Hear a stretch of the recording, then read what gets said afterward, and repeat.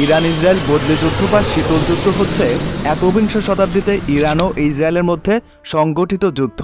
বদলি যুদ্ধ বলতে দুই বা ততোধিক রাষ্ট্র বা অরাষ্ট্রীয় পক্ষের মধ্যে সংগঠিত এমন একটি সশস্ত্র সংঘাতকে বোঝায় যেখানে যুদ্ধে অংশগ্রহণকারী এক বা একাধিক পক্ষ যুদ্ধে সরাসরি সংশ্লিষ্ট নয়, এমন কোনো তৃতীয় পক্ষের কারো প্ররোচনায় বা তাদের প্রতিনিধি বা বদলি হিসেবে যুদ্ধে লিপ্ত হয়। এই দ্বন্দ্বে ইসরায়েলের বিরুদ্ধে ইরানীয় নেতৃত্বের লক্ষ্য হচ্ছে ইসরায়েলের বিরোধিতা করা এবং ইহুদি রাষ্ট্র হিসেবে ইসরায়েলকে ভেঙে ফেলা, এবং এর পাল্টা হিসেবে ইসরায়েলের লক্ষ্য ইরান সরকারের অর্জিত পারমাণবিক অস্ত্র প্রতিরোধ করা এবং লেবাননের হিজবুল্লাহ নামক রাজনৈতিক যোদ্ধা সংগঠনের মতো ইরানের মিত্র ও বদলিকে ধ্বংস করা। 1979 সালের ইরানি বিপ্লবের পর ইসরায়েলের প্রতি ইরানের শত্রুতামূলক অবস্থান থেকে ধীরে ধীরে এই দ্বন্দ্ব শুরু হয়।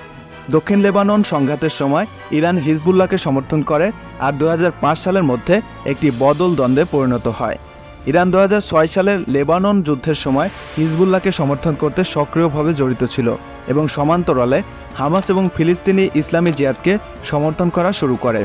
অন্যদিকে ইসরায়েল ইরানের পারমাণবিক কর্মসূচির ক্ষতি করার জন্য একটি প্রচার অভিযান শুরু করে, যার জন্য ইসরায়েল ইরানের অভ্যন্তরে বেশ কয়েকটি শাসক বিরোধী মিলিশিয়াকে ব্যবহার করে। সিরিয়ার গৃহযুদ্ধ শুরু হওয়ার পর এই সংঘাত আরও বেড়ে যায় এবং 2018 সালের মধ্যে সরাসরি ইরান ইসরায়েলি যুদ্ধে পরিণত হয়। এই সংঘর্ষের মূল বিষয়গুলোর মধ্যে রয়েছে ইসরায়েলের বিরোধী দলগুলোর প্রতি ইরানের সমর্থন, ইরান বিরোধী বিদ্রোহী দলগুলোর প্রতি ইসরায়েলের সমর্থন, ইরানের পারমাণবিক কর্মসূচি এবং ইরানের অন্যান্য প্রতিদ্বন্দ্বী যেমন সৌদি আরব এবং মার্কিন যুক্তরাষ্ট্রের সাথে ইসরায়েলের সম্পর্ক। সিরিয়ার গৃহযুদ্ধে উভয় দেশের সম্পৃক্ততা দুই রাষ্ট্রের মধ্যে সরাসরি সংঘাতের জন্য অতিরিক্ত সম্ভাবনা রচনা করেছে। ইসরায়েল ইরানের বিরুদ্ধে সাইবার যুদ্ধ পরিচালনা করেছে এবং প্রকাশ্যে ইরানের বিরুদ্ধে আন্তর্জাতিক সামরিক অভিযানের পক্ষে অবস্থান নিয়েছে।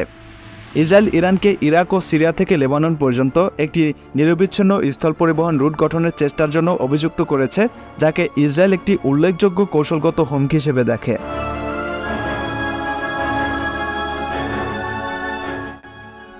ইরান ইসরায়েলকে একটি অবৈধ ইহুদিবাদী শাসক হিসেবে বিবেচনা করে এবং ইরানের নেতৃত্ব ইসরায়েলকে মুসলমানদের প্রতি শত্রুভাবাপন্ন আমেরিকান মক্কেল রাষ্ট্র হিসেবে অভিযুক্ত করেছে।